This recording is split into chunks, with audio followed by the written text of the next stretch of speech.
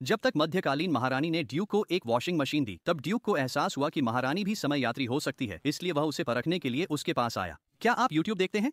लेकिन महारानी को इन आधुनिक चीजों के बारे में कुछ नहीं पता था। ड्यूक नाराज था कि उसने उससे यह छुपाया, भले ही वे दोनों समय यात्री थे। उसे यह नहीं पता था कि ये सारी चीजें एक आदमी से आई थीं। कुछ दिन पहले एक भिखारी एक आधुनिक आदमी द्वारा चलाए जा रहे सुपरमार्केट में आया था। आदमी ने उसे अंदर आने के लिए गर्मजोशी से आमंत्रित किया, यह कहते हुए कि भिखारी यहाँ कुछ भी खा सकता है। भिखारी ने आदमी की दयालुता की प्रशंसा की और उसे भाग्य का उपहार देने का निर्णय लिया। जब आदमी गर्म पानी लाया तो उसने केवल भिखारी की बैसाखी और उस पर लटकता हुआ एक जेड लटकन देखा। आदमी ने लटकन को अपने बिस्तर के पास लटका दिया, यह सोचकर कि जब वह भिखारी को ढूंढेगा तो उसे लौटा देगा। उसे यह नहीं पता था कि 1000 साल पहले की महारानी के पास भी वही जेड लटकन था और दोनों लटकनों के क्वांटम उलझन के माध्यम से उनके कमरे समय और स्थान के पार जुड़े हुए थे। तो जब आदमी जागा तो उसने महारानी को अपने सामने खड़ा पाया। महारानी ने सोचा कि आदमी एक हत्यारा है, इसलिए उसने बल का उपयोग करके उससे पूछा कि उसने उसके शयन कक्ष में घुसपैठ क्यों की। लेकिन आदमी ने कहा कि यह उसका घर है। फिर उसने एआई से लाइट्स चालू करने के लिए कहा। कमरे की आधुनिक तकनीक ने महारानी को भ्रमित कर दिया। जैसे ही वह उससे पूछताछ जारी रखना चाहती थी, अचानक उसके पेट में भूख से गड़गड़ाहट हुई। आदमी ने इस मौके का फायदा उठाते हुए कहा कि वह उसे खाने के लिए ले जाएगा। अगले ही पल 1000 साल पहले की महारानी ने इंस्टेंट नूडल्स खाए। वह स्वादिष्ट भोजन से चकित हो गई।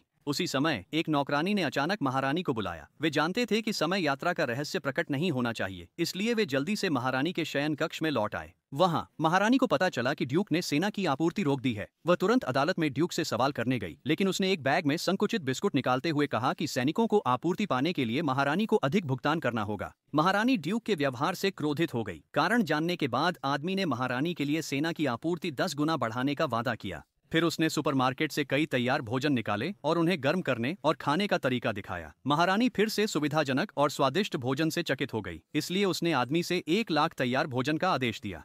जैसे ही